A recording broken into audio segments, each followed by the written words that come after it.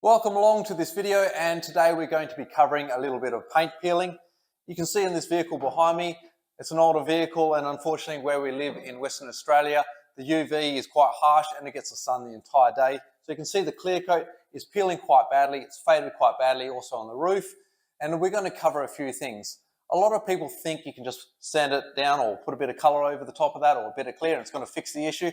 Unfortunately, there is no quick and easy solution. But I'm going to show you that just to save you some money so you don't try and do this yourself. I'm not saying you shouldn't do it, give it a go if you're wanting to, but it really doesn't work, and I'll show you what happens if you just put the clear coat or colour over the top of that. So let's go and have a look. The inside of the vehicle hasn't faded as much, turns out to be one of the variants, so we're going to take that variant swatch as a comparison and look at the front. It's quite faded there, but you look at the bonnet, it's faded, completely different colour. So trying to spot it in by the paint coat is not going to work, and even matching this faded paint is going to have a whole heap of problems on its own. Some of the clear coat has been removed using a plastic applicator. Obviously I haven't used it all to remove it because it's not what I would normally do. You can use a plastic razor blade, an air blower, or even a pressure washer to remove it, just to expose the underlying base colour.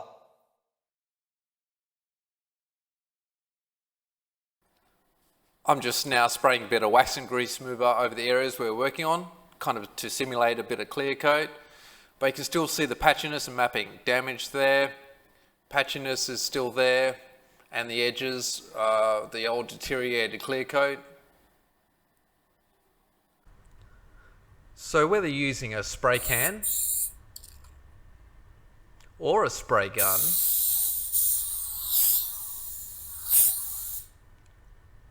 putting just clear coat over the top, you can still see the damage.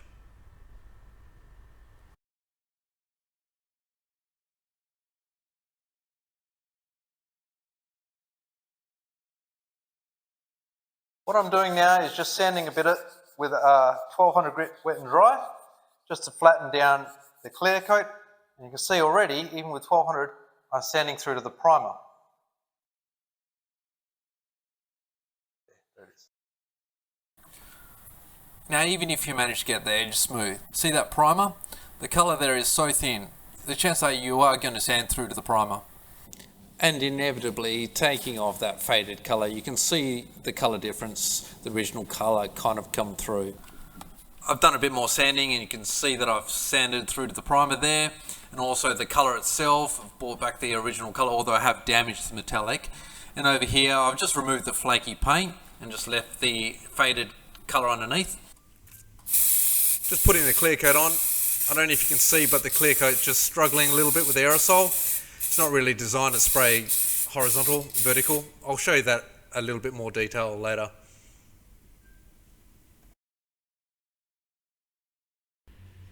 As you can see, this is the result of putting the clear coat over the top. You can see the primer, as well as all that faded colour I've removed. It really has pulled the colour out. The other area over here where we didn't hit that base colour, it's not as obvious, but on the angle you can see the overspray of the clear coat. So can we just sand and put the clear coat on? Unfortunately, it doesn't help. I've approximately colour matched the faded paint and applying the colour over the areas that I'm demonstrating. It was then suggested, why not find someone average? So I quickly stopped and used a bit of wax and grease remover to remove the wet paint. So I found an average mate, someone who knows enough to be dangerous.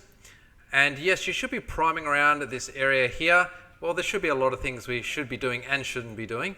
But anyway, here he goes. Applying a bit of colour, just like an average person would be doing at home. Spray cans are designed to be sprayed on the vertical position. So if you spray it horizontal, it can actually spit, as the user doesn't know where the pickup stem is.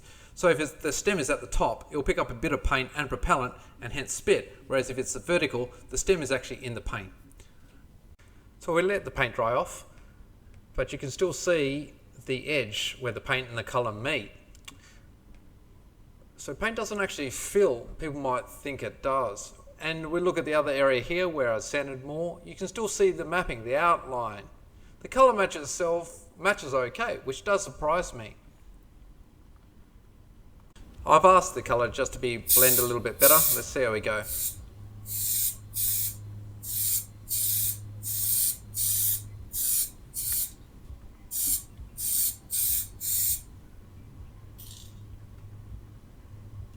let that dry off. You still see the edges though. I'm just going to head up to the second repair and just put a little colour on top of that and blend it in a little bit nicer too.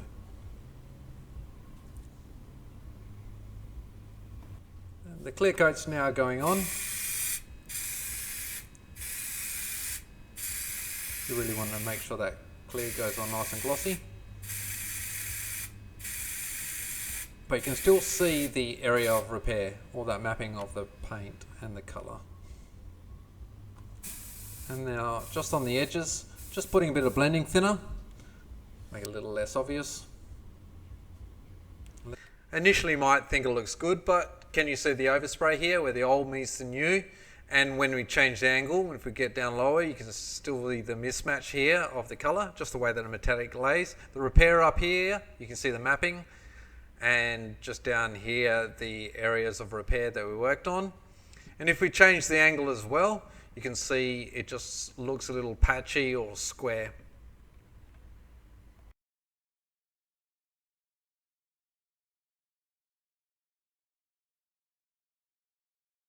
So I've now just covered some of the most common questions people ask me when they come in asking about their flaky and peely paint. Of course, everyone's going to have an opinion. People might suggest you just need to sand it a bit more or chuck a bit of primer on there and then it will be okay. But here's the thing, if it's that easy, everyone will be doing it and I'll be out of a job. It is a trade for a reason. And using spray cans, well, they're more ideal for doing things like a corner of a bumper, not ideal for doing such a large surface area like a bonnet or a door. You're more likely to end up with tiger stripes or some patchy paintwork. So the bad news is, unfortunately, like in the case of this bonnet, all that flaky fade and damage paint, it had to go. There are no shortcuts. In this case, it had to be stripped back, had to be repaired, primer, coloured and cleared. And as you can see as well, the whole car ended up having to be done anyway. Now, not stopping you from giving it a go, by all means, give it a go. Look, and I get it. Some of us are hoping to save some money or the car's not worth all the match.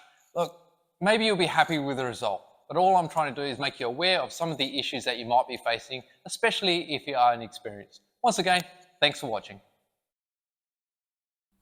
Yeah, make sure it's real glossy.